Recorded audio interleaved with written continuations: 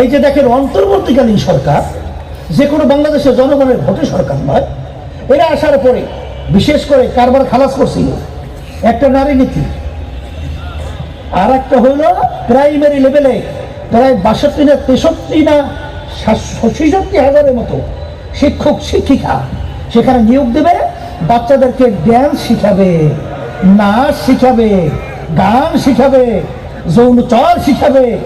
আলহামদুলিল্লাহ আজকে আমরা রাজপথে থাকার কারণে আল্লাহর খাস মেহেরবানিতে একটাও বাস্তবায়ন করতে দেই নাই এবং করতে দেওয়া হবে না ইনশাআল্লাহ।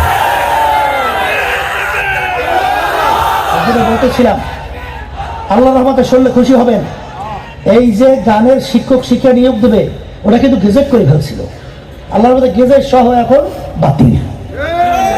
একটু আলহামদুলিল্লাহ বলতে হয় না?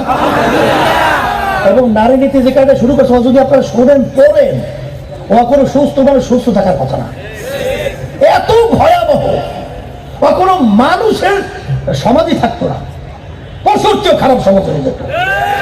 সেই শিক্ষানীতিগুলো আমরা কিন্তু জাতীয় ওলামা মাশায়েখ পরিষদের পক্ষ থেকে, ওলামা মাশায়েখ পরিষদের পক্ষ থেকে ওগুলো কি কি তৈরি করছিল বই আকারে কিন্তু আমরা তৈরি করছি, সেটা আপনারা দেখেন জানবেন কি ষড়যন্ত্র চলছে, এগুলো সব জানতে হবে, নাহলে এক পর্যায়ে হবে কি স্পেন 750 বছর পর্যন্ত যেখানে মুসলমানদের রাজত্ব, সেই স্পেনের ভিতরে এখন আপনি যাবে মুসলমান একজনও তালাশ করে পাওয়া যায় না।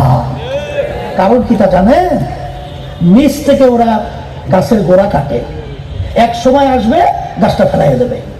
ওরা কিন্তু এই পরিকল্পনা করছিল, কিন্তু আল্লাহর রহমতে আপনাদের দোয়ায় আজকে আপনারা এবং আমরা আল্লাহর রহমতে এবং কালিমা মুসলমান এবং ওলামায়ে কেরাম সজাগ থাকার কারণে আল্লাহর রহমতে ওদের সেই কালো ষড়যন্ত্র আল্লাহ বাস্তবায়নের সুযোগ পেয়েছে না। কথা ঠিক কিনা? এই জন্য আল্লাহর রহমতে আপনাদের দোয়ায় এখন 5ই আগস্ট 2024-এর পরে বাংলাদেশের আগের 53 বছর বাংলাদেশ নাই। এখন বাংলাদেশের ভিতরে আল্লাহর মধ্যে একটা পরিবর্তনের হাওয়া সর্বত্র চলছে। আসতে বলে বাস্তব না অবাস্তব? আরে আমার কাছে তো আপনাদের চেয়ে বেশি খবর থাকার কথা, কারণ যেহেতু সারা বাংলাদেশে এমন কোনো জায়গা নাই বলতে গেলে সেখানে আল্লাহর রহমতে আমি সফর করি না, এবং সারা বাংলাদেশের অবস্থানটা তো আমার সামনে সবসময় 24 ঘন্টা আল্লাহর রহমতে ওটা উঠতে থাকে, নামতে থাকে, দেখতে থাকি, বলতে থাকি। কথা ঠিক কিনা? ও অবস্থা ইসলামের পক্ষে জমিন উর্বর, ইসলামের পক্ষে জমিন উর্বর।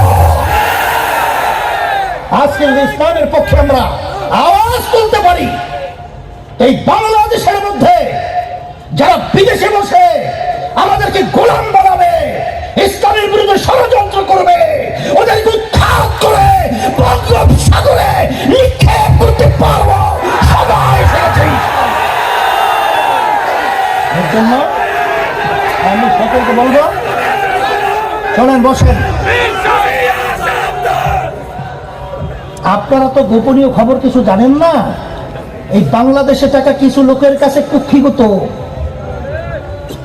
এই বাংলাদেশের টাকা কিছু লোকদের কাছে কুক্ষিগত অবস্থায় আছে। আর আজকে আমাদের সংসার পরিচালনা করতে আমাদের ঘাম ছুটে যায়, মাথার ঘাম পায়ে পড়ে।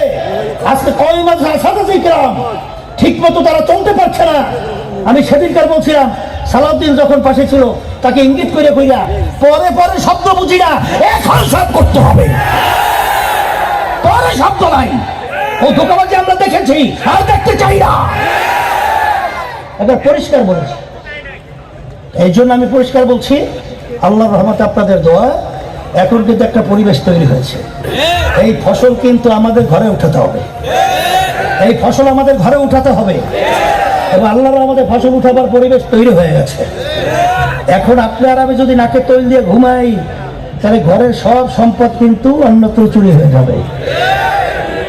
ওই যে গ্রামে একটা কথা বলে সবসময়, ঘরের ভিতরে চোর ঢুকছে, স্ত্রী বলতেছে চোর আসছে, ওঠেন না, বলে দেখি চোরাই কি করে। কথা যদি ওটাকে হাস, কিন্তু বাস্তবতা কিন্তু মোটেও কম না।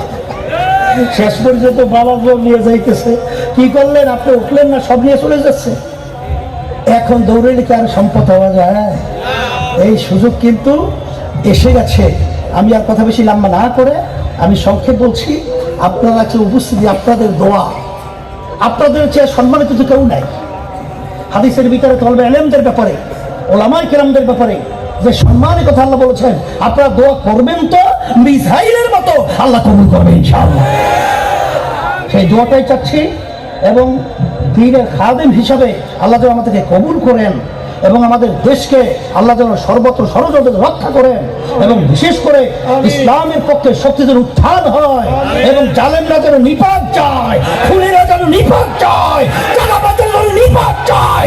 বাংলার জমিনের মধ্যে চাঁদাবাজদেরকে, খুনিদেরকে, দুষ্পাতদেরকে কবর রচনা করতে হবে বাংলার জমিনের মধ্যে। এই আশাবাদ ব্যক্ত করে আহ্বান জানিয়ে আপনারা সবাই ভালো থাকেন।